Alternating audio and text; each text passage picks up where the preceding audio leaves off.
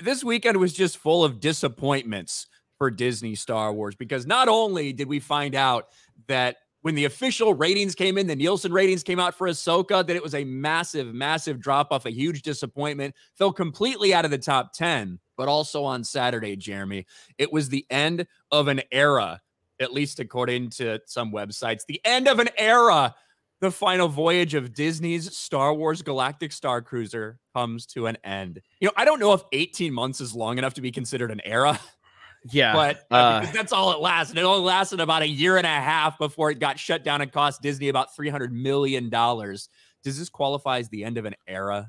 It absolutely does not, but I do think that this is a perfect example of what Disney Star Wars, the failure of Disney Star Wars. The fact that something that had this much money poured into it at the most visited place in the world, Walt Disney World, and it failed so miserably. Every single person, when Disney bought Star Wars, I just felt like, holy shit, man. I mean, obviously the first thought was the movies and what the potential with the movies would be. But the second thing, and almost equal for me, was what are they going to do at the theme parks? What are they going to do at the theme parks with Star Wars? And this right here is, it just kind of brings it all into perspective as to how big of a failure this truly has been.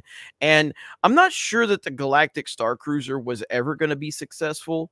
Even if Star Wars was operating on a good level with the movies, the cost involved with it, the structure, everything about it, I'm not sure it was ever going to succeed, but it certainly was never going to succeed under the current Disney Star Wars. But yeah, this is not an era or anything like that. This was just a failure, and it was always a failure. The end of an era would be something that had success, had a legacy, and then maybe some decisions were made, and maybe it went in the wrong direction, and ultimately it had to be shut down. This never had a legacy. This never had anything. So no, this is not an end of an era. There certainly are, even if you're right, even if everything was great with Star Wars, there would be certain logistical things that are just, is this really a good idea? If your business model is so focused on, you know, getting people to stay there for 48 hours, only having a couple hundred spots available, needing a really good percentage of staff manning it as well because of all the interactivity and all that stuff. You know, if you need this thing to be 75% full, that's your profit margins, you're always going to have some trouble.